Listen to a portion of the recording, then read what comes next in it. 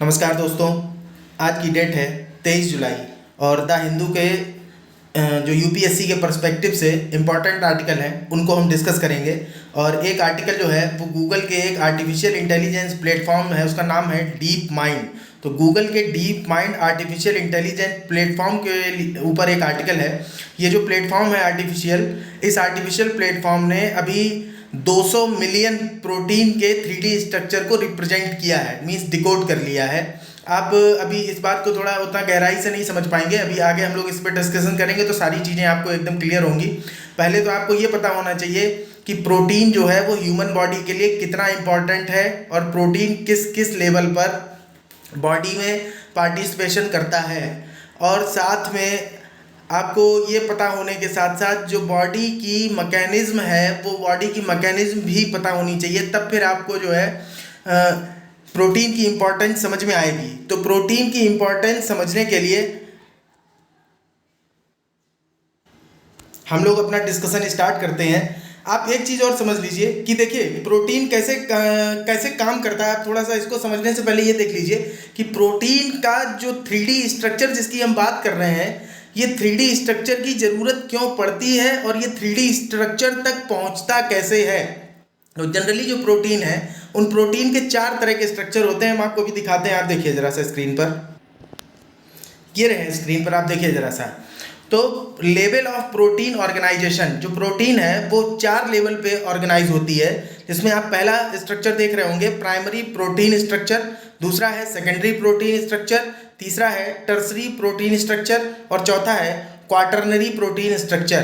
देखिए पहले स्ट्रक्चर में केवल एक चेन है और उस चेन मीन्स आप एक समझिए एक धागा नुमा संरचना में सारे ही जो अमीनो एसिड्स हैं वो अमीनो एसिड्स एक धागे में जैसे मोती पड़े रहते हैं उस तरीके से जो संरचना होती है वो प्रोटीन का प्राइमरी स्ट्रक्चर है। तो अभी आप एक बार इनको गौर से देख लीजिए, आगे हम लोग दोबारा इसको देखेंगे, क्योंकि पहले हम लोग ये समझ लेते हैं कि आखिरकार ये प्रोटीन है क्या। तो देखिए प्रोटीन जो है वो एक तरह के अमीनो एसिड्स होते हैं। अब ये अमीनो एसिड्स क्या है? तो अमीनो एसिड्स जो है वो एक तरह का ऑर्गेनिक कंपाउंड है। अब आप ये समझिए सबसे पहले कि ऑर्गेनिक कंपाउंड क्या होता है। देखिए समझते चलेंगे, आपको सारी चीज़ें समझ में आ जाएंगी। हम लोग यहाँ पे बात करेंगे हर उस चीज़ के बारे में जो प्रोटीन से रिलेटेड है या डीएनए से रिलेटेड है, और यहाँ तक कि हम लोग ये भी समझेंगे आज कि किस तरह से जो वैक्सीन्स बनाई जाती हैं बीमारियों के लिए, उन वैक्सीन्स में कौन कौन से तरह की वैक्सीन्स होती हैं। जैसे आपने सुना होगा वेक्टर बेस्ड वैक्सीन है, आरएनए बेस्ड वैक्सीन है, डीएनए बेस्ड वैक्सीन अभी तक दुनिया में बनाई नहीं गई है पर बनाई जा सकती है। उसका कारण समझेंगे कि क्यों नहीं बनाई जाती है। तो फिलहाल जो है हम लोग बात कर रहे थे कि प्रोटीन जो है वो एक तरह के अमीनो एसिड्स होते हैं, मीन्स अमीनो एसिड्स का एक अरेंजमेंट है जिसमें कई तरह के अमीनो एसिड्स हो सकते हैं।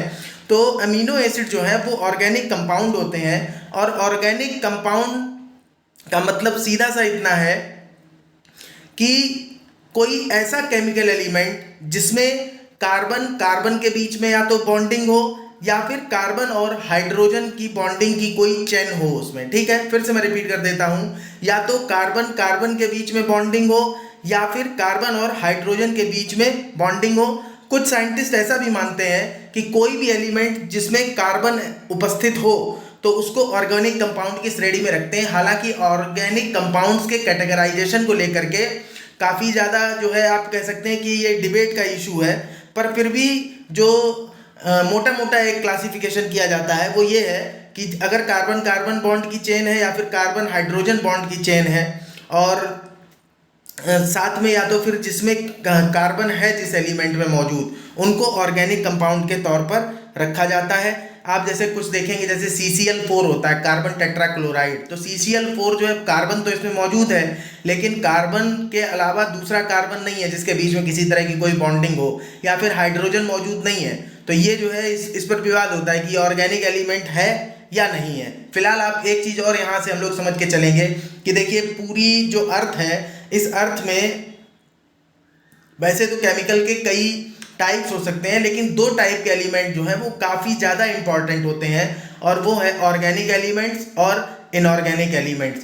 तो ऑर्गेनिक कंपाउंड जो है वो ऑर्गेनिक एलिमेंट्स से बने होते हैं और इनऑर्गेनिक कंपाउंड जो है वो इनऑर्गेनिक एलिमेंट से बने होते हैं। फिलहाल ऑर्गेनिक कंपाउंड्स इसलिए इम्पॉर्टेंट हैं क्योंकि ऑर्गेनिक कंपाउंड्स के बनाने का जो काम है, देखिए धरती तो वास्तव में मीन्स जो अर्थ है, अर्थ अपने आप में एक तरह से अबायोटिक कंपोनेंट है। अबायोटिक मतलब अजैविक कंपोनेंट है, जिसकी अपनी जो है, जैसे आप कह सकते हो एक तरीके से कि जीवन को पैदा करने के लिए जो एलिमेंट्स की ज़रूरत होती है, तो जीवन को पैदा करने के लिए उस तरह के एलिमेंट्स जैसे ऑर्गेनिज्म जिनसे रिएक्शन कर पाए, वो काम अर्थ के इनऑर्गेनिक एलिमेंट्स नहीं कर पाते हैं। मीन्स अर्थ जो है अबायोटिक है और इसमें इनऑर्गेनिक एलिमेंट्स की अधिकता है। मीन्स अर्थ का जो क्रस्ट है वो ज़्यादातर इनऑर्गेनिक एलिमेंट्स से बना हुआ है।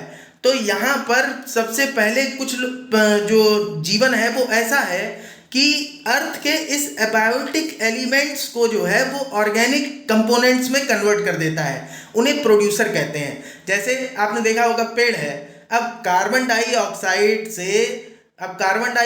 जो है ये क्या है, ये अबायोटिक एलिमेंट है, ऑर्गेनिक एलिमेंट नहीं है। कार्बन डाइऑक्साइड इनऑर्गेनिक एलिमेंट है, पर इस कार्बन डाइऑक्साइड को कन्वर्ट कर देता है ऑर्गेनिक एलिमेंट्स में। और ऑर्गेनिक एलिमेंट में कन्वर्ट करने के लिए पेड़ को एक रिड्यूसिंग एजेंट की ज़रूरत होती है, और वो रिड्यूसिंग एजेंट जो है वो पानी के तौर पर उसका इस्तेमाल करता है और फर्दर जो है कार्बन डाइऑक्साइड को तोड़ देता है ग्लूकोज में।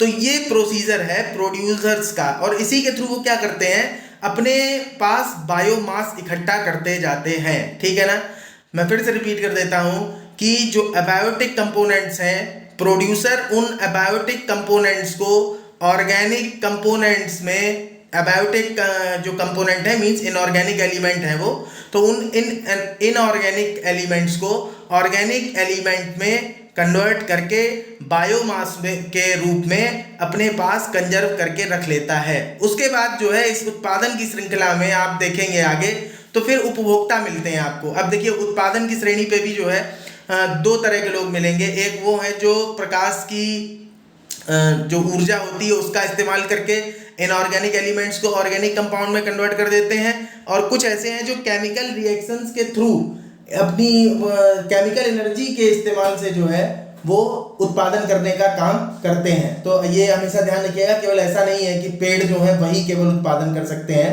ऐसे और भी कई जो है जीव हैं जो इनऑर्गेनिक एलिमेंट्स के साथ केमिकल रिएक्शंस करके भी इनऑर्गेनिक एलिमेंट्स को ऑर्गेनिक कंपाउंड में कन्वर्ट कर देते हैं। और ऐसे जो लोग हैं उनको कहते हैं कैमो ऑटोट्रॉफ या फिर लिथोट्रॉफ भी कहते हैं उनको। और ये कैमो ऑटोट्रॉफ और जो पेड़ है इनको कहते हैं ऑटोट्रॉफ। तो ऑटोट्रॉफ और कैमो ऑटोट्रॉफ से उत्पन्न होने वाले बायोमास का जो कंजम्पशन करते हैं, जिसका उपभोग करते हैं इस बायोमास का, यानी प्रोड्यूसर्स का जो उपभोग करते हैं, उनको कहते हैं हीट्रोट्रॉफ्स। तो या फिर उनको मिक्सोट्रॉफ्स भी बोलते हैं। तो हीट्रोट्रॉफ्स या मिक्सोट्रॉफ्स जो है वो डिपेंड होते हैं अपनी एनर्जी के लिए किसके ऊपर, जो प्रोड्यूसर हैं या जो ऑटोट्रॉफ्स हैं या जो कैमो ऑटोट्रॉफ्स हैं, इनके ऊपर डिपेंड होते हैं। और इस तरीके से जो है बायोमास के थ्रू एनर्जी का ट्रांसफर एक लेवल से दूसरे लेवल में होता जाता है। फिलहाल हम लोग बात कर रहे थे एमिनो एसिड्स की। तो एमिनो एसिड्स एक तरह के ऑर्गेनिक कंपाउंड्स हैं और इनमें दो फंक्शनल ग्रुप मिलेंगे आपको। देखिए ऑर्गेनिक एलिमेंट्स जो है, इन ऑर्गेनिक एलिमेंट्स के जो केमिकल रिएक्शन होते हैं उन्हीं केमिकल रिएक्शंस को ऑर्गेनिक केमिस्ट्री कहा जाता है। तो एमिनो एसिड्स में अब ऑर्गेनिक केमिस्ट्री में केमिकल रिएक्शन होने के लिए क्या ज़रूरी है, तो इसमें आप जानते होंगे, कभी आपने बेसिक है, ये बेसिक आपने पढ़ा होगा 10th तक की केमिस्ट्री में, कि फंक्शनल ग्रुप होते हैं जिनको कहते हैं कि क्रियात्मक समूह हैं। ये मीन्स अगर वो नहीं होंगे तो रिएक्शन नहीं हो पाएगा केमिकल। और केमिकल रिएक्शन क्यों नहीं हो पाएगा, क्योंकि केमिकल रिएक्शन होने का जो रीज़न है वो सिर्फ यही होता है कि इस दुनिया में कोई भी एलिमेंट हो तो वो एलिमेंट खुद को स्टेबलाइज करना चाहता है। और स्टेबलाइज करने का मतलब क्या है एलिमेंट का, तो एलिमेंट के स्टेबलाइज होने से मतलब है कि उनके एटम में जो प्रोटॉन, न्यूट्रॉन और इलेक्ट्रॉन होते हैं, तो इलेक्ट्रॉनिक कन्फिग्रेशन जो है, जो इलेक्ट्रॉनिक विन्यास है, उस इलेक्ट्रॉनिक विन्यास को कंप्लीट बनाना चाहते हैं। तो उसमें आपने जो है पढ़ा होगा कभी क्लासेस में कि जैसे सोडियम है तो सोडियम का परमाणु क्रमांक 11 है, तो इसका परमाणु विन्यास जो है इलेक्ट्रॉन्स का जब आप बनाते हैं तो 2,8,1 ऐसे हो जाता है ना, 2,8,1। तो कहते हैं कि आखिरी कक्षा में अगर 8 इलेक्ट्रॉन हो, 18 इलेक्ट्रॉन हो, 32 इलेक्ट्रॉन हो, तो जो तत्व होता है, जो एलिमेंट होता है, वो स्टेबलाइज हो जाता है। तो अगर सोडियम में 2, 8 और 1 इलेक्ट्रॉन है इलेक्ट्रॉनिक कन्फिग्रेशन में, तो वो अपना 1 इलेक्ट्रॉन दे देगा, तो उसके पास जो है अपनी आखिरी जो ऑर्बिट है, जो कक्षा है, उसमें केवल 8 इलेक्ट्रॉन बचेंगे और वो स्टेबलाइज हो जाएगा। तो इसलिए सोडियम आयन जो है वो बनता है अपना 1 इलेक्ट्रॉन देने के बाद। ऐसे ही क्लोरीन जो है वो 1 इलेक्ट्रॉन लेने की कंडीशन में रहता है, क्योंकि क्लोरीन का परमाणु क्रमांक आपको पता होगा 17 है, और 17 का जो इलेक्ट्रॉनिक विन्यास बनाते हैं, आपने बनाया होगा बचपन में 2,8,7, और 7 में क्या है कि उसे अगर 1 इलेक्ट्रॉन मिल जाएगा तो उसकी लास्ट ऑर्बिट में 8 इलेक्ट्रॉन हो जाएंगे, तो दोनों स्टेबल हो जाएंगे, तो दोनों के बीच में संयोजन हो जाता है। कहने का मतलब यहाँ ये है कि केमिकल रिएक्शन के होने के लिए, जिनके बीच में केमिकल रिएक्शन होनी है, उनका इनस्टेबल होना जरूरी है, पहली शर्त। दूसरी शर्त कि इनस्टेबल होने के साथ साथ वो दोनों एक दूसरे की रिक्वायरमेंट को परफेक्टली पूरा करते हों। अगर पूरा करते हैं तो केमिकल रिएक्शन करेंगे। ऐसा नहीं कि फंक्शनल ग्रुप है तो कोई भी फंक्शनल ग्रुप किसी भी फंक्शनल ग्रुप के साथ में रिएक्शन करने लगेगा, या फिर करेगा तो उसके लिए कुछ अलग टेम्परेचर, प्रेशर, ऐसी कंडीशंस क्रिएट की जाएंगी, तब कर सकता है। तो इसलिए नॉर्मली जब एक दूसरे की रिक्वायरमेंट्स को पूरा कर रहे होंगे, तब एक दूसरे को स्टेबल करने के लिए जो है केमिकल रिएक्शंस जो है उनके बीच में होंगी। तो इसी तरीके से जो एमिनो एसिड्स हैं, इन एमिनो एसिड्स में एक तो फंक्शनल ग्रुप होता है एमिनो ग्रुप, जिसको बोलते हैं NH2, है ना। आप देखेंगे नाइट्रोजन के जो आउटर ऑर्बिट है, यानी जो बाह्य कक्षा है, उसमें 5 इलेक्ट्रॉन होते हैं, वो सॉरी हाँ 5 इलेक्ट्रॉन होते हैं। तो अब वो 5 इलेक्ट्रॉन जो होते हैं उनको 3 इलेक्ट्रॉन चाहिए तब 8 हो पाएंगे। तो 3 इलेक्ट्रॉन के लिए कम से कम एटलीस्ट 3 हाइड्रोजन अगर मिलते हैं तो NH3, इसीलिए आपने देखा होगा कि अमोनिया जो है वो एक स्टेबल गैस बन जाती है ना। लेकिन NH2 जो है ये फंक्शनल ग्रुप है, क्योंकि अभी एक बॉन्ड खाली है। मींस NH2 में फंक्शनल ग्रुप क्यों है? क्योंकि इसको 1 इलेक्ट्रॉन की अभी जरूरत है। तो एक जो ग्रुप होता है एमिनो एसिड्स में, तो एमिनो ग्रुप NH2 जो है वो फंक्शनल ग्रुप है, मींस रिएक्शन उसकी वजह से हो सकती है। दूसरा एक फंक्शनल ग्रुप होता है कार्बोक्सिलिक एसिड, जिसको बोलते हैं COOH। तो ये कार्बोक्सिलिक एसिड जो है वो दूसरा फंक्शनल ग्रुप है। तो इसलिए प्रोटीन जो है, और यही अमीनो एसिड से ही प्रोटीन बनता है, तो डिफरेंट प्रोटीन के आपस में रिएक्शन से जो एलिमेंट बनते हैं वही प्रोटीन है। मींस विदाउट एमिनो एसिड जो है प्रोटीन जो है वो नहीं बन सकता। कुल मिलाकर के अगर एमिनो एसिड्स की बात करते हैं, देखिए हम लोग बात कर रहे हैं, भी समझेंगे कि प्रोटीन कितना ज़्यादा वाइड एरिया है प्रोटीन का।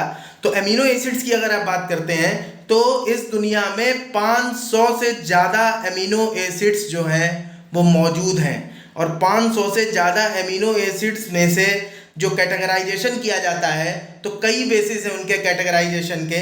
जैसे आपको बता देते हैं कि अल्फा एमिनो ग्रुप होता है, ठीक है, ऐसे ही बीटा होता है, बीटा एमिनो एसिड्स होते हैं, गामा एमिनो एसिड्स होते हैं, डेल्टा एमिनो एसिड्स होते हैं। इसके अलावा जो है केमिकल एलिमेंट्स में जो होते हैं ना, देखिए बॉन्ड के बीच में अलग अलग एंगल भी होते हैं, तो बॉन्ड के एंगल्स पे बहुत सारी चीज़ें डिपेंड करती हैं। तो उसके बेसिस पे भी जो कई कैटेगरी होती हैं, जैसे पोलैरिटी क्या है किसी एमिनो एसिड के स्ट्रक्चर की, तो उस पोलैरिटी के ऊपर जो है उसका एक टाइप होगा।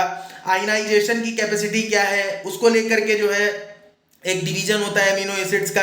ऐसे ही जो साइड चेन ग्रुप है, जैसे आप देखते हैं ऑर्गेनिक एलिमेंट्स के स्ट्रक्चर में, आपने कभी कोई फॉर्मूला देखा होगा तो बहुत लंबी सी चेन बनी रहती है, तो उस लंबी सी चेन जो बनी रहती है तो साइड चेन बोलते हैं उसमें से एक चेन को।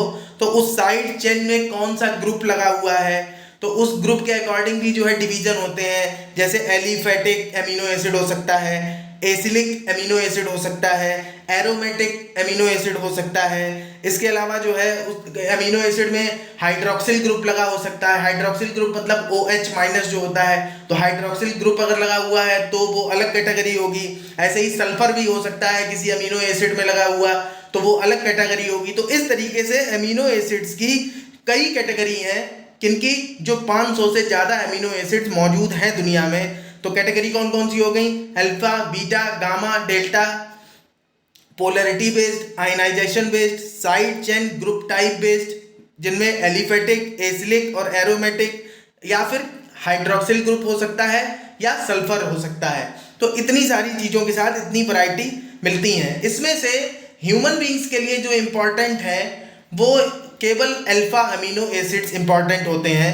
और ये अल्फा अमीनो एसिड जो अमीनो एसिड्स हैं, तो ये अल्फा अमीनो एसिड्स 22 होते हैं। ठीक है, अब आप समझिएगा कि जो 500 मौजूद थे उनमें से हम 22 तक आ गए, और 22 अमीनो एसिड्स जो हैं वो इस दुनिया में जितने भी जीवन हैं, जितने तरह के जीव हैं, उन सारे जीवों में इन्हीं 22 तरीके की अमीनो एसिड से बने प्रोटीन जो है वो अपने रिएक्शंस कर रहे होते हैं। तो अब जब हम 22 अमीनो एसिड्स की बात करते हैं तो इस 22 अमीनो एसिड्स में से 20 अमीनो एसिड्स जो हैं वो मोस्ट इम्पॉर्टेंट है ह्यूमन बॉडी के लिए। और आप देखेंगे कि अब आप समझिए यहाँ पर कि जो 20 अमीनो एसिड्स हैं, इन 20 अमीनो एसिड्स में से कुछ जो ह्यूमन बॉडी बना पाती है ऑलरेडी, अपने आप से बना लेती है, और कुछ अमीनो एसिड्स ऐसे हैं जिनको ह्यूमन बॉडी नहीं बना पाती है पर बॉडी के डेवलपमेंट के लिए ज़रूरी हैं।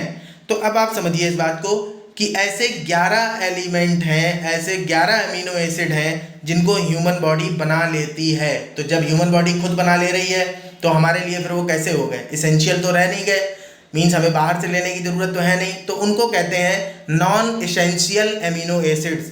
और उसके बाद दूसरा नंबर आता है कि वो अमीनो एसिड्स जिनको हमारी बॉडी नहीं बना पाती है पर ज़रूरी है, तो हमें बाहर से उन्हें अपने अंदर एक्यूमुलेट करना पड़ेगा थ्रू द फूड।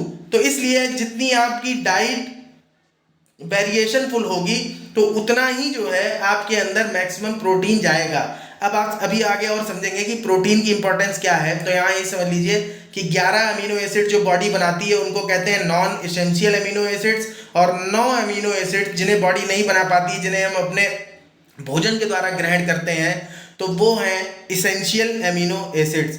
अब आप एक चीज़ और समझिएगा कि जो 22 अल्फा अमीनो एसिड हैं, जो 22 प्रोटीन बनाने वाले 22 जो है अमीनो एसिड्स हैं, ये second largest component of human muscles and other tissues हैं। ये समझ लीजिए आप कि जो ह्यूमन बॉडी है, इस ह्यूमन बॉडी में सेकेंड लार्जेस्ट कंपोनेंट है यही जो 22 अमीनो एसिड से बने प्रोटीन है। और सबसे बड़ा फिर कंपोनेंट कौन है? तो सबसे बड़ा कंपोनेंट ह्यूमन बॉडी में वाटर होता है। ठीक है, उसके बाद आप देखिए कि ये जो अमीनो एसिड से बने प्रोटीन होते हैं, ये हमारी बॉडी के बहुत सारे फंक्शंस में काम आते हैं, और ख़ास तौर से न्यूरोट्रांसमिटिंग है, बायोसिंथेसिस है। अब जैसे न्यूरोट्रांसमिटिंग क्या है कि शरीर में से कोई सूचना जो है कहीं से कहीं लेकर के जानी है किसी के पास, अलग अलग टिश्यू ऑर्गन या जो मैकेनिज्म या जो केमिकल रिएक्शंस बॉडी में चल रहे हैं उनको लेकर के, तो उनको एक जगह से दूसरी जगह ट्रांसमिट करने का काम करते हैं। दूसरा, जो रिएक्शंस हमारे अंदर चलते हैं और जिनसे हमारे अंदर जो है हमारी बॉडी के जो मसल्स हैं वो बन रहे होते हैं, तो इस प्रोसीजर को आप कह सकते हैं कि बायोसिंथेसिस का सिंथेसिस प्रोसीजर है। तो इस बायोसिंथेसिस प्रोसीजर में केमिकल रिएक्शंस होते हैं, उसके बाद में ये बायोसिंथेसिस होगा। ठीक है ना? तो इस बायोसिंथेसिस प्रोसीजर में कुछ एंजाइम्स जो है वो एज ए कैटलिस्ट, मींस जो रिएक्शन है उसको जिस स्पीड से होना चाहिए तो उस स्पीड से हो सके अपनी रिक्वायरमेंट के अकॉर्डिंग, इसके लिए वो एंजाइम जो है वो उत्प्रेरक का काम करते हैं, कैटलिस्ट का काम करते हैं। और ये एंजाइम भी जो है इन्हीं अमीनो एसिड्स के थ्रू बनते हैं। तो आप देख रहे होंगे कि बॉडी के अंदर जो भी रिएक्शन हो रहे हैं उनके लिए ये अमीनो एसिड्स, ये प्रोटीन्स कितने इंपॉर्टेंट हैं। दूसरी एक सबसे खास बात है कि आप ऐसे समझिए कि आपका शरीर जो है एक प्रयोगशाला की तरह है, और इस प्रयोगशाला में जो हार्मोन्स और एंजाइम्स हैं ये सब अमीनो एसिड से ही बने हुए हैं। तो हार्मोन्स और एंजाइम्स जो है वो कैटालिस्ट की तरह काम करते हैं। और जो आपकी लैब है, इस लैब में केमिकल रिएक्शंस चल रहे हैं, और केमिकल रिएक्शंस दोनों तरह के होते हैं बॉडी में, ऑर्गेनिक रिएक्शंस भी होते हैं और इनऑर्गेनिक रिएक्शंस भी होते हैं। तो यहाँ तक जो है ये बात आप ध्यान रखिएगा। इसके बाद अगली चीज़ ये है कि जो फूड से हम लोग लेते हैं अमीनो एसिड्स, जो प्रोटीन लेने के लिए हम फूड से गेन करना चाहते हैं, तो हम कौन सा फूड लेंगे और कौन सा फूड नहीं लेंगे, तो इससे तय होता है कि किसी फूड की न्यूट्रिशनल वैल्यू क्या है, मीन्स प्रोटीन की मात्रा किसी फूड में कितनी है, इसके आधार पर हम ये तय करेंगे कि इस फूड की न्यूट्रिशनल वैल्यू क्या है। मीन्स आप कह सकते हैं कि nutritional value is directly proportional to quantity of essential amino acids. ठीक है ना, नॉन इसेंशियल अमीनो एसिड्स लेने की हमें जरूरत नहीं, क्योंकि बॉडी जो है खुद बना लेती है। तो आप ये चीज जान लीजिए कि जो 22 अमीनो एसिड्स हैं या जो 20 अमीनो एसिड्स हैं, तो 20 में से आप देखिए 9 है केवल इसेंशियल। तो एनिमल प्रोडक्ट्स जो होते हैं, एनिमल प्रोडक्ट्स में सारे 9 के 9 जो है इसेंशियल अमीनो एसिड्स मौजूद होते हैं। इसीलिए एनिमल प्रोडक्ट्स को आइडियल, हाई क्वालिटी या कंप्लीट प्रोटीन फूड बोला जाता है।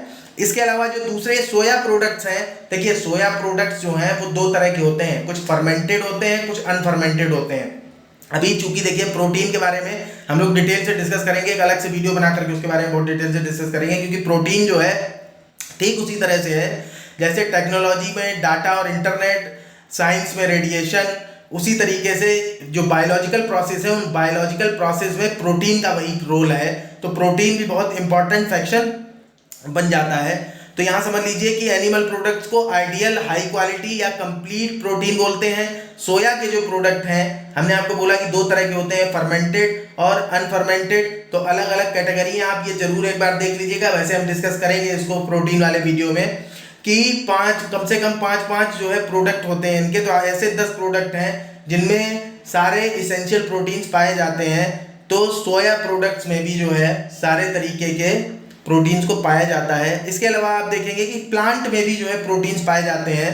तो प्लांट में लेकिन जो है सारे 9 के 9 इसेंशियल प्रोटीन्स को नहीं पाया जाता है, 9 के 9 अमीनो एसिड्स को नहीं पाया जाता है। इसीलिए ये कहते हैं कि जो पूरी तरह से शाकाहारी व्यक्ति होते हैं उन्हें अपनी डाइट में वेरिएशन रखना चाहिए, ताकि वो अपनी बॉडी को पूरा प्रोटीन दे सकें। अब आप एक चीज समझिएगा कि अब हम लोग वापस से एक बार जो है रिएक्शन की तरफ, जो रिएक्शन कह रहे हैं, एक बार जो है हम लोग स्ट्रक्चर की तरफ चलते हैं, जो स्ट्रक्चर हमने स्टार्टिंग में देखा था। अब आप देखिए कि ये अमीनो एसिड्स जो एक धागे में लगे हुए हैं प्राइमरी प्रोटीन स्ट्रक्चर के अंदर, तो एक अवस्था तो जो है प्रोटीन की ये है। दूसरा फिर क्या होता है कि ये जो धागे में लगे हुए अमीनो एसिड्स हैं वो जब अपने आप को 3D स्ट्रक्चर में कन्वर्ट कर लेते हैं, तो ये आप देख रहे होंगे कि एक पट्टी के ऊपर अलग अलग जैसे दिख रहे होंगे, अलग अलग एंगल वगैरह चेंज हो गए, तो ये जो है अपने 3D स्ट्रक्चर में चेंज हो जाता है। अभी जो है ये लीनियर स्ट्रक्चर में थे। तो प्राइमरी प्रोटीन स्ट्रक्चर में जब तक ये लीनियर स्ट्रक्चर में एमिनो एसिड लगे हुए हैं, इस चेन को कहते हैं पॉलीपेप्टाइड। मैं फिर से रिपीट करता हूं कि इसको पॉलीपेप्टाइड कहते हैं। Linear chain of amino acids is called polypeptide. ये याद रखना इसलिए जरूरी है कि अपने सेकेंडरी और टर्सरी प्रोटीन स्ट्रक्चर में ये पॉलीपेप्टाइड जो है, ये पॉलीपेप्टाइड केवल अपने शेप को चेंज करता है, और इसके शेप को चेंज करने से जब इसमें डायमेंशंस बढ़ जाती हैं, जैसे लीनियर है जब, तो लीनियर में डायमेंशन मतलब क्या है, लंबाई, चौड़ाई, ऊंचाई, गहराई, ये डायमेंशंस होती हैं, है ना। तो आप देख रहे होंगे कि जब लीनियर है तब तो इसमें सिर्फ 2 ही डायमेंशन है, लंबाई और चौड़ाई। लेकिन जब ये अपने शेप को चेंज करता है पॉलीपेप्टाइड, तो पॉलीपेप्टाइड के शेप के चेंज होने से जब इसमें 3 डायमेंशन आ जाती हैं, तो ये 3D स्ट्रक्चर में कन्वर्ट हो जाता है। पर है अभी सिंगल पॉलीपेप्टाइड वाली चेन ही है, बस 3D स्ट्रक्चर में अरेंजमेंट हो गया है इसका। तो इसको कहते हैं सेकेंडरी प्रोटीन स्ट्रक्चर। और ये ऐसा होता क्यों है, तो ऐसा होता इसलिए है कि जो बॉडी है उस बॉडी में अलग अलग तरीके के रिएक्शन को, अलग अलग तरीके के बायो सिंथेसिस प्रोसेस को कंप्लीट करने के लिए इसे अलग अलग अपने आप को फॉर्मेट करना पड़ता है बार बार। तीसरा अब जो इसका टर्सरी प्रोटीन स्ट्रक्चर है, इसमें आप देखिए, इसमें भी यही पॉलीपेप्टाइड जो है अपनी संरचना को और ज़्यादा जटिल बना लेता है। अभी यहाँ तक ये बात याद रखिएगा कि पॉलीपेप्टाइड की सिंगल चेन ही सेकेंडरी स्ट्रक्चर में और टर्सरी स्ट्रक्चर में अपनी संरचना को धीरे धीरे करके बदल रहा है। लेकिन जब क्वार्टरनरी प्रोटीन स्ट्रक्चर की बात करते हैं, तो क्वार्टरनरी प्रोटीन स्ट्रक्चर में केवल एक पॉलीपेप्टाइड चेन नहीं होती, उसमें मल्टी पॉलीपेप्टाइड चेन्स होती हैं। मींस कई लीनियर अमीनो एसिड्स के धागे आपस में जब एक नए शेप को मिलकर के बनाते हैं, तो उसको कहते हैं क्वार्टरनरी प्रोटीन स्ट्रक्चर। अब आप एक बात समझ लीजिए कि सेकेंडरी हो या टर्सरी हो या क्वार्टरनरी हो, इन सब में जो है आप देख रहे होंगे कि जब सेकेंडरी था तो थोड़ा कम जटिल था, केवल 3 डायमेंशनल स्ट्रक्चर था, लेकिन जब टर्सरी हुआ तो टर्सरी में उसने अपने संरचना को और ज़्यादा जटिल बना लिया, और क्वाटरनरी में जब मल्टी पॉलीपेप्टाइड कंडीशन पैदा हो गई तो इस मल्टी पॉलीपेप्टाइड कंडीशन में स्ट्रक्चर जो है इनका और ज़्यादा जटिल हो गया। अब अगर आपको प्रोटीन का काम समझना है तो प्रोटीन का काम समझने के लिए आपको इनके स्ट्रक्चर और उस स्ट्रक्चर के रीजन और उस स्ट्रक्चर के रीजन के साथ में वो किस प्रोसेस में भाग लेने वाला है बायोसिंथेसिस के, ये समझना पड़ेगा। तो ये समझने के लिए हमें प्रोटीन के 3D स्ट्रक्चर को समझने की बहुत ज़रूरत होती है, क्योंकि बिना उसके पूरे 3D स्ट्रक्चर को देखे हम ये समझ नहीं सकते कि प्रोटीन जो है वो कौन से काम में हिस्सा लेने वाला है। That's why the protein 3D structure is very important for human life. हर तरीके की, जैसे सपोज करिए कोई बीमारी है तो उस बीमारी में भी प्रोटीन ही पार्टिसिपेट करते हैं, तो बीमारी को किस तरीके से ठीक किया जा सकता है, प्रोटीन की फंक्शनिंग अगर आपको ठीक से समझ में आ गई तो आप उस बीमारी के इलाज को ढूंढ सकते हैं। किसी को अगर कोई जेनेटिक प्रॉब्लम है तो आप इसके थ्रू ठीक कर सकते हैं। तो प्रोटीन का 3D स्ट्रक्चर जो है उसकी स्टडी करना अपने आप में बहुत ही जटिल था। आप ऐसे समझिए कि अगर किसी एक नॉर्मल प्रोटीन की बात करें, एक टिपिकल प्रोटीन आप ले लीजिए, तो कहते हैं कि अकेला केवल एक प्रोटीन जो है उस प्रोटीन के अंदर 13,600 कन्फिग्रेशन ऐसे बन सकते हैं, और 13,600 कन्फिग्रेशन जो होंगे वो सारे कन्फिग्रेशन अलग अलग काम करेंगे। तब आप सोचिए कि सिर्फ एक प्रोटीन में 13,600 स्ट्रक्चर अगर बन रहे हैं और नंबर ऑफ प्रोटीन्स जो है वो 500 से ज़्यादा हैं, और आपस में रिएक्शन करके कितने परम्यूटेशन कॉम्बिनेशन के अकॉर्डिंग अंदाज़ा लगाइए कि कितनी चेन्स और कितने रिएक्शंस होते होंगे। तो इन सबको समझ पाना बहुत मुश्किल है, और पृथ्वी पर जितने भी जीव हैं उन सब के जीवन में जो है इन्हीं अमीनो एसिड्स, इन्हीं प्रोटीन का पार्टिसिपेशन है, और सबके शरीर में अलग अलग तरीके से रिएक्शन कर रहे हैं, सबका अलग अलग तरीके का शरीर है, मीन्स सबका अलग अलग तरीके का बायोमास है। That's why the protein 3D structure बहुत ही इम्पॉर्टेंट है साइंस के इवोल्यूशन में। यही कारण है कि जब गूगल के deep mind artificial intelligence platform ने 200 मिलियन प्रोटीन्स के 3D स्ट्रक्चर को डिकोड किया तो इसे अपने आप में एक बहुत बड़ी उपलब्धि माना जा रहा है।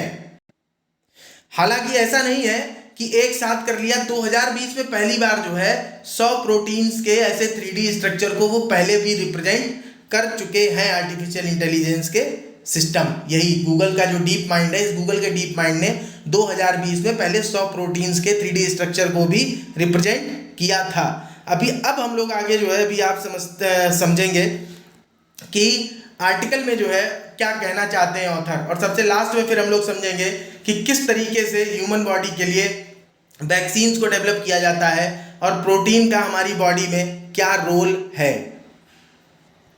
आप स्क्रीन पर एक बार जो है अमीनो एसिड के केमिकल रिप्रेजेंटेशन को देख लीजिए। ये देखिए स्क्रीन पे आपको दिख रहा होगा, कार्बन बीच में है, कार्बन के बाद में आप देख रहे होंगे कि एक R वेरिएबल साइड चेन के लिए लिखा हुआ है। उसके बाद में जो कार्बोक्सिल ग्रुप है COOH, जिसमें दिख रहा होगा आपको कार्बन के साथ में एक डबल बॉन्ड के साथ O है, एक सिंगल बॉन्ड है, सिंगल बॉन्ड में O है, और उसके बाद में हाइड्रोजन एक जुड़ा हुआ है ऑक्सीजन से सिंगल बॉन्ड में। ऐसे ही जो है दूसरी तरफ अमीनो ग्रुप जो है वो भी अटैच है, NH2 ग्रुप आप देख रहे होंगे, ठीक है ना। अभी आपको हम और भी दिखा देते हैं चीज़ें कि ये देखिए अमीनो एसिड्स के स्ट्रक्चर किस तरीके से हैं। अब और अच्छे से आपको ये दिखाई देगा, थोड़ा सा रुकिए अभी ज़रा सा। ये देखिए, हालांकि ये एग्जाम के पर्पज से ऐसा कोई इनका इंपॉर्टेंस नहीं है, लेकिन आप एक निगाह देख लीजिए अपनी समझ बनाने के लिए, है ना। एनालिटिकली आप देख लेंगे तो वो बेटर रहेगा आपके लिए। एक बार एक निगाह केवल दौड़ा के देख लीजिएगा वीडियो पॉज करके, ओके। तो ये देखिए ये सारे जो है अमीनो एसिड्स ही हैं, ठीक है, सारे के सारे अमीनो एसिड्स हैं। जो सारी बातचीत हमने की है प्रोटीन के बारे में, यहाँ अब उसको समराइज कर दिया है। अब आप देख लीजिए, आपको सारी बात समझ में आएगी। Proteins are large biomolecules and macromolecules, ठीक है, दैट कंप्राइज वन और more long chains of amino acid residues. Proteins perform a vast array of functions within organisms including catalysing metabolic reactions. ठीक है, जो शरीर में जो क्रियाएं हो रही हैं उन सारी क्रियाओं के अंदर जो है ये हिस्सा लेते हैं। डीएनए रेप्लिकेशन, डीएनए की कॉपीज बनाने में भी हिस्सा लेते हैं। Providing structure to cells and organisms, जो स्ट्रक्चर आपके सेल्स और ऑर्गेनिज्म्स को मिलता है उसमें भी ये हिस्सा लेते हैं। Transporting molecules from one location to another, जो मॉलिक्यूल्स उनको एक जगह से दूसरी जगह पहुंचाने में। Proteins differ from one another primarily in their sequence of amino acids, अलग अलग तरीके के सीक्वेंस होते हैं एमिनो एसिड्स में, तो इसी से प्रोटीन अलग अलग उनका काम है, अलग अलग उनका रूप है। Which is dictated by the nucleotide sequence of their genes. ये देखिए न्यूक्लियोटाइड का आप मतलब समझ लीजिए, न्यूक्लियोटाइड मतलब आप कह सकते हैं कि एक पट्टी है, ठीक है, एक ऐसी पट्टी जो केमिकल एलिमेंट्स को अपने अंदर बांध के रखती है, उसको न्यूक्लियोटाइड बोला जाता है। ठीक है, तो अमीनो एसिड्स को भी बांध के रखने वाली जो है पट्टी होती है उनके स्ट्रक्चर में, और dictated by the nucleotide sequence of their genes and which usually results in protein folding into a specific 3D structure.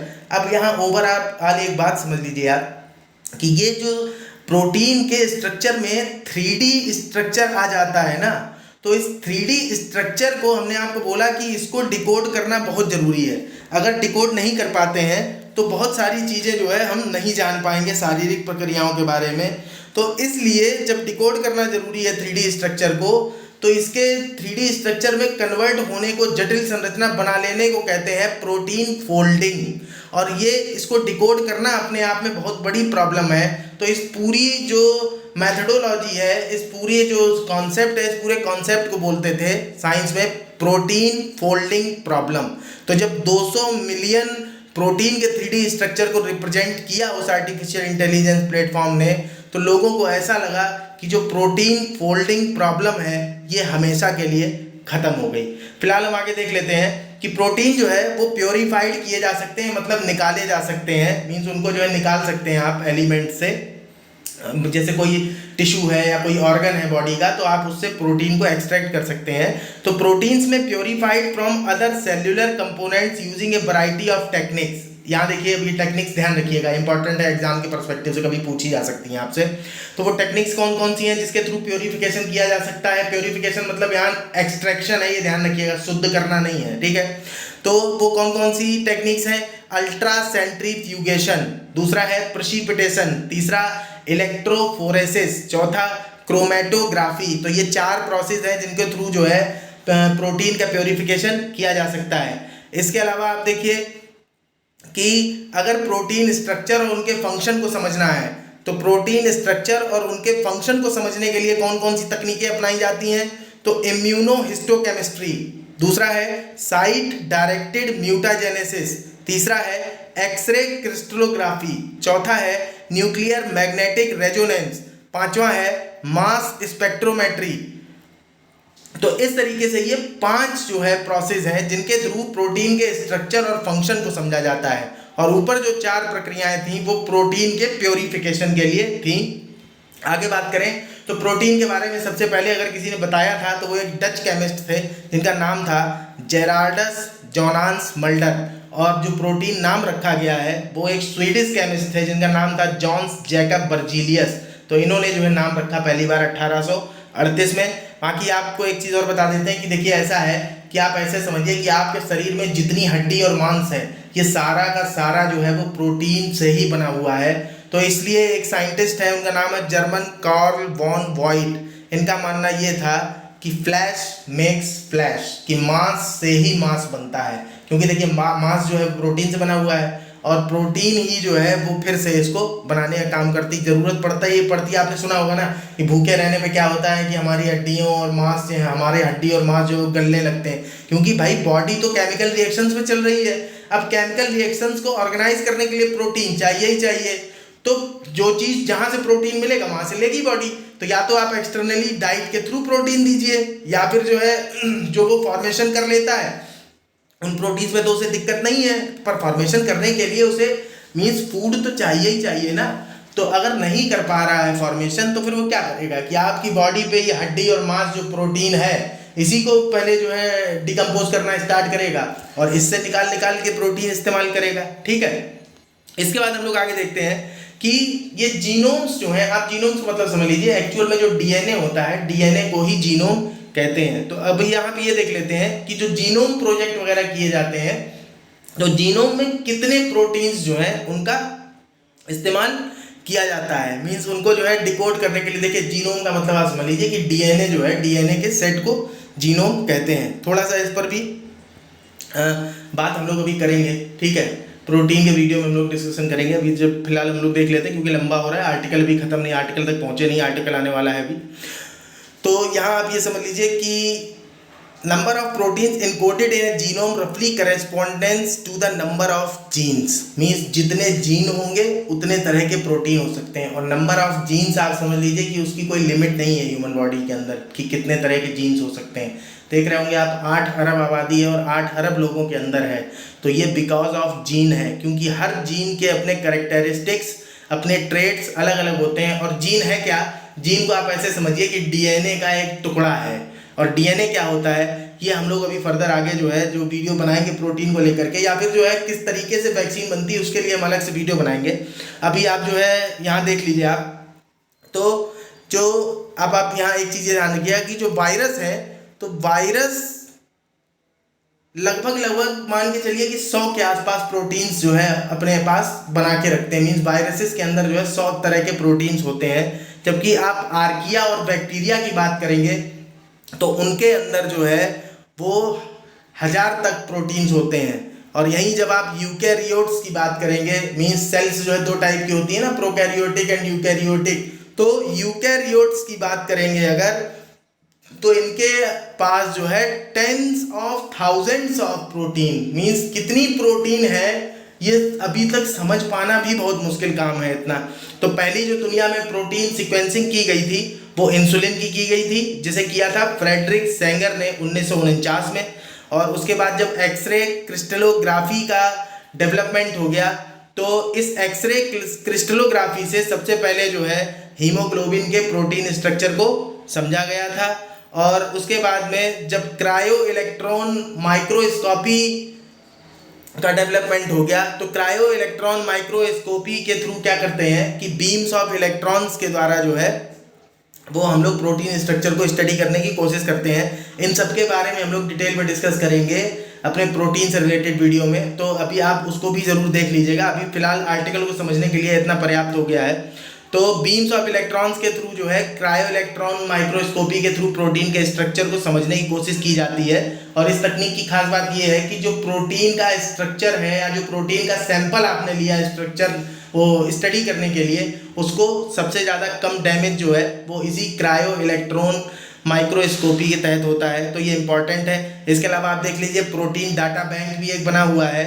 तो इस प्रोटीन डाटा बैंक की स्थापना 1971 में की गई थी, ठीक है।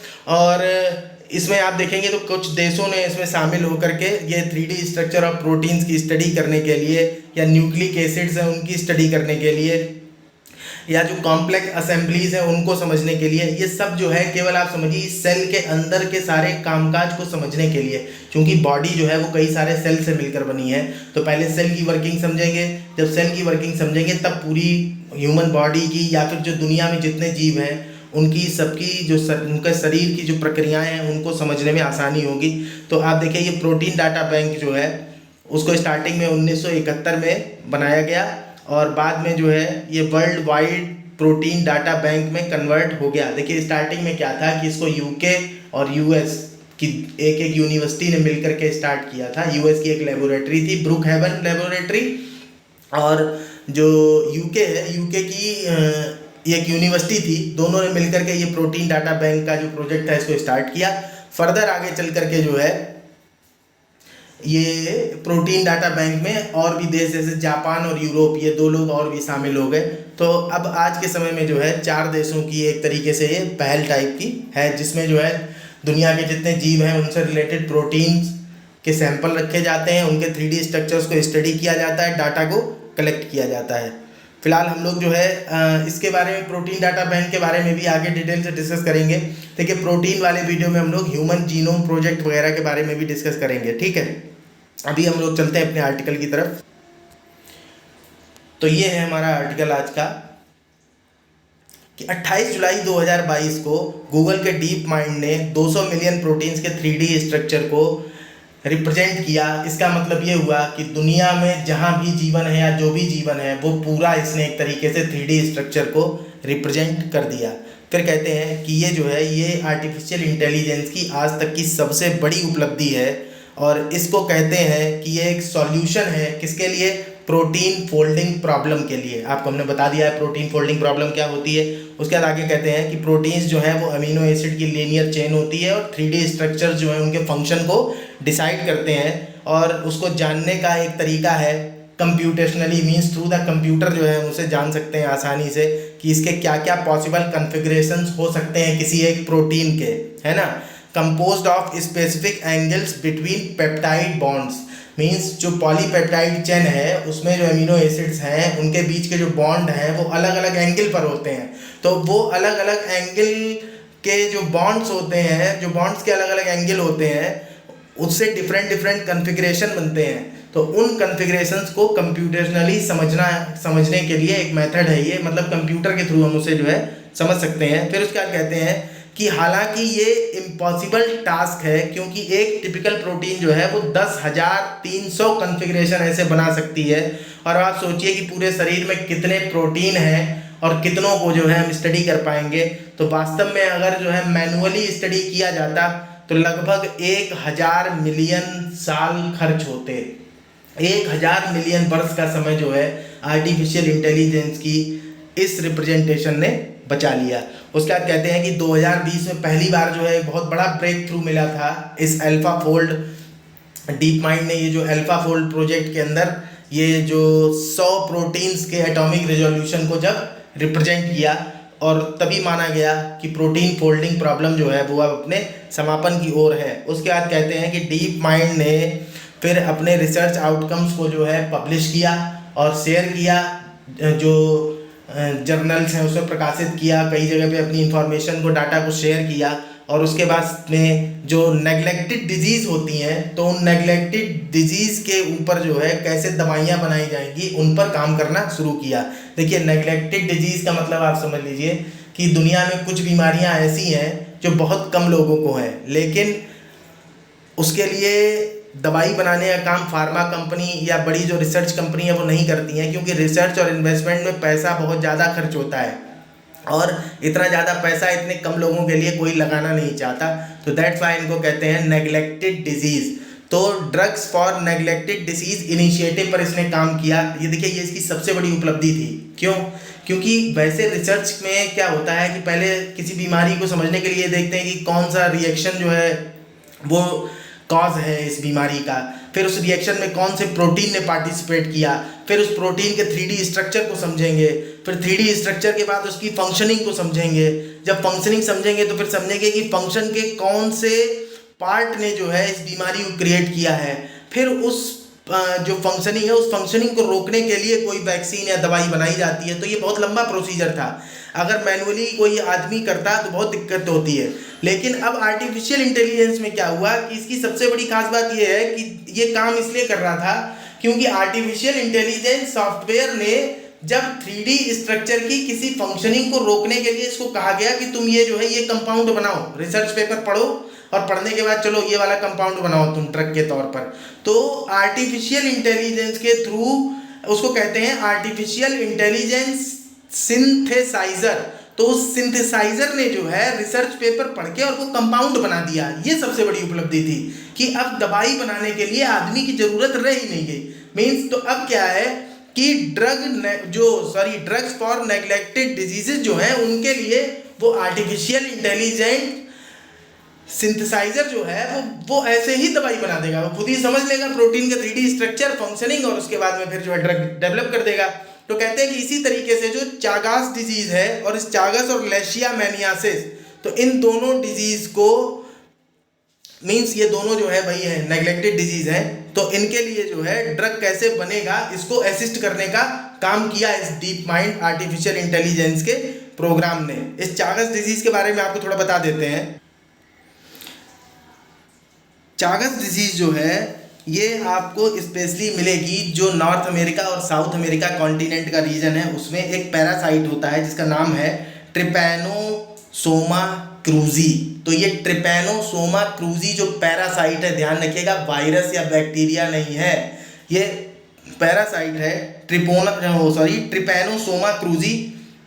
तो ये जो है कॉज है इस चागस डिजीज का। और ये जो जो पैरासाइट है इसको किसिंग बग भी बोलते हैं, ठीक है ना, इसको किसिंग बग भी बोलते हैं। और ये पाया जाता है ट्राइटोमाइन करके एक जीव होता है, तो उस ट्राइटोमाइन के मतलब जो आप कह सकते हैं कि जो अवशेष पदार्थ होते हैं उसमें पाया जाता है, इसको ट्राइटोमाइन के अवशेष पदार्थ में इसको किसिंग बग भी बोला जाता है। इंपॉर्टेंट रखिए, ध्यान रखिएगा, यूपीएससी के पीटी के लिए भी इंपॉर्टेंट कभी पूछ सकते हैं आपसे।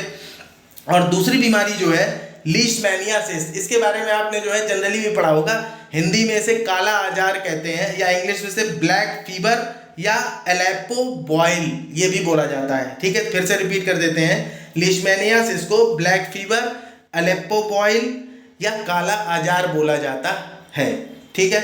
अब उसके बाद आप आगे देखिए, तो यही कहते हैं कि जो फार्मा कंपनीज हैं वो इनके लिए दवाइयाँ नहीं बनाती, लेकिन अब आर्टिफिशियल इंटेलिजेंस सिंथेसाइजर जो है वो दवाई बना सकता है। और आर्टिफिशियल इंटेलिजेंस सिंथेसाइजर के आने से आदमी की ज़रूरत रह ही नहीं गई इस फील्ड में, दवाई जो है वो कभी भी किसी तरीके की बना सकते हैं। दूसरा आप एग्जांपल देते हैं आर्टिफिशियल इंटेलिजेंस की, कहते हैं कि यूएनईपी का एक सेंटर है वर्ल्ड एनवायरनमेंट सिचुएशन रूम, ये यूपी के पीटी के लिए इंपॉर्टेंट हो सकता है, एक बार फिर से ध्यान से देख लीजिएगा इसको।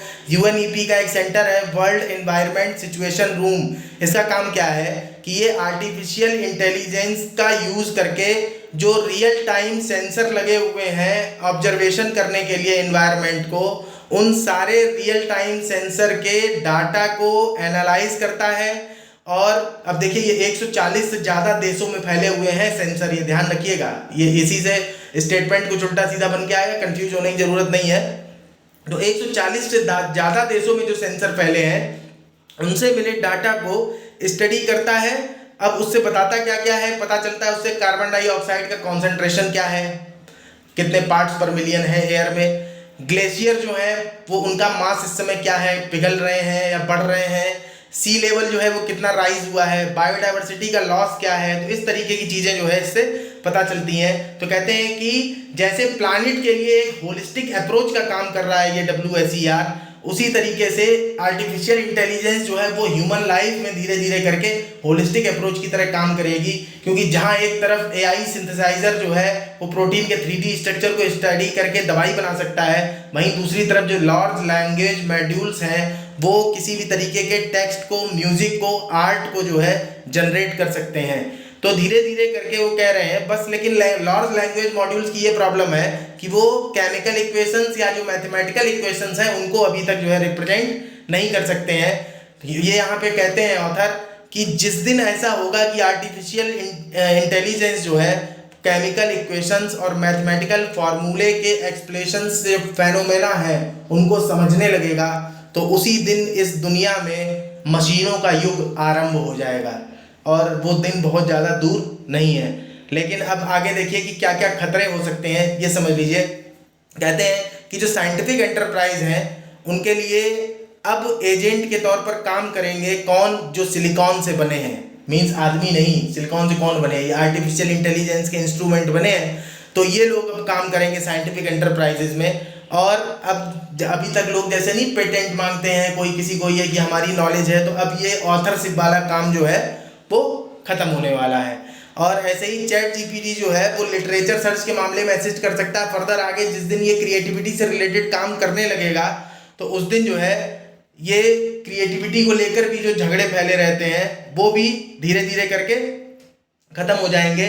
कुल मिलाकर के ये कहते हैं कि इसी वजह से कुछ लोग जो है चैट जीपीटी जैसे लार्ज लैंग्वेज मॉड्यूल्स को डिस्करेज करते हैं, क्योंकि वो ये कहते हैं कि ये अपने किसी भी टेक्स्ट, म्यूजिक या आर्ट के फॉर्म में जो इंक्लूसिव व्यूज होते हैं, यानी जैसे मान लीजिए कोई माइनॉरिटी सेक्शन है तो माइनॉरिटी सेक्शंस के ओपिनियंस को छोड़ ही दिया आर्टिफिशियल इंटेलिजेंस ने, भाई जब आर्टिफिशियली बनाया जा रहा है उसको, तो बहुत बड़े लेवल पे ह्यूमन लाइफ को इम्पेक्ट करेगा। साथ ही साथ में वो कहते हैं कि आर्टिफिशियल इंटेलिजेंस जो है वो जिस दिन ये क्रिएटिव काम करने लगेगा तो उस दिन पब्लिशर्स के लिए जो है आप समझिए कि इतना कुछ होगा, ये दुनिया जो है भर जाएगी, दुनिया भर के पब्लिश मतलब किताबें या फिर जो टेक्स्ट वो रिलीज हो जाएंगे। उसके बाद वो कहते हैं कि इसके साथ ही साथ में आर्टिफिशियल इंटेलिजेंस जो है एक बेटर विजुअलाइजेशन क्रिएट करेगी, इफेक्टिव कम्युनिकेशन को क्रिएट करेगी। कब? जब इसे न्याय संगत तरीकों से इस्तेमाल किया जाएगा। अगर आप इसे अच्छे वे में यूज करेंगे तो ये ह्यूमन लाइफ को वर्दी बनाएगी, कुल मिलाकर ये कहना चाहते हैं। उसके बाद में आप आगे देखेंगे तो लास्ट में कहते हैं कि बस इसमें एक प्रॉब्लम ये आने वाली है कि जो दुनिया में अमीर और गरीब लोग हैं, ये अमीर और गरीब लोगों के बीच के अंतर की वजह से काफ़ी जटिल हो जाएगा आर्टिफिशियल इंटेलिजेंस को सोसाइटी के अंदर इंक्लूड करना। और जो आर्टिफिशियल इंटेलिजेंस का वास्तव में जब प्रोलिफरेशन होगा, जब प्रसार होगा, तो ये तो सच है कि जो वेल्थ है वो कॉन्सेंट्रेट होगा, और जब संपत्ति का केंद्रीकरण होना शुरू होगा तो फिर असमानता अपने आप बढ़ती चली जाएगी। तो जो गरीब लोग हैं उनके लिए बहुत चुनौती भरा है। और इसी के साथ में कहते हैं आगे कि वास्तव में आर्टिफिशियल इंटेलिजेंस से जो पैदा होने वाला डिवाइड है वो डिजिटल डिवाइड से कहीं ज़्यादा गहरा होगा। मीन्स डिजिटल डिवाइड जो है, डिजिटल यूज़ कर पाने की वजह से लोगों के बीच जीवन में जो स्तर में अंतर है उससे कहीं ज़्यादा गहरा अंतर जो है आर्टिफिशियल इंटेलिजेंस के आने के बाद होगा। कुल मिलाकर के कहते हैं कि जो गवर्नमेंट्स हैं उन गवर्नमेंट्स को हर लेवल पर जो है असेसमेंट कराना चाहिए कि आर्टिफिशियल इंटेलिजेंस का सोसाइटी पर क्या इम्पैक्ट होगा। एडवाइजरी ग्रुप्स बनाने चाहिए, और एडवाइजरी ग्रुप्स का काम ये हो कि वो डाटा गवर्नेंस पॉलिसी बनाएं और किस तरीके से आर्टिफिशियल इंटेलिजेंस को सोसाइटी में नेगेटिव इम्पैक्ट के बिना इंक्लूड किया जा सकता है, ताकि इंस्टीट्यूशंस को, इंडस्ट्री को, सोसाइटी को एक अच्छी दिशा मिल सके। उसके बाद कहते हैं कि आर्टिफिशियल इंटेलिजेंस को सोसाइटी में अडॉप्ट करने के लिए एक इंटर डिसिप्लिनरी एनवायरनमेंट बनाने की ज़रूरत है, और कहते हैं कि ये निश्चित है कि जो जल्दी नियमन कर लेगा, जो रेगुलेशन जल्दी बना लेगा, वो ग्रेटर एडवांटेज उठाएगा। फिलहाल आज के लिए जो है इतना ही। नमस्कार, धन्यवाद।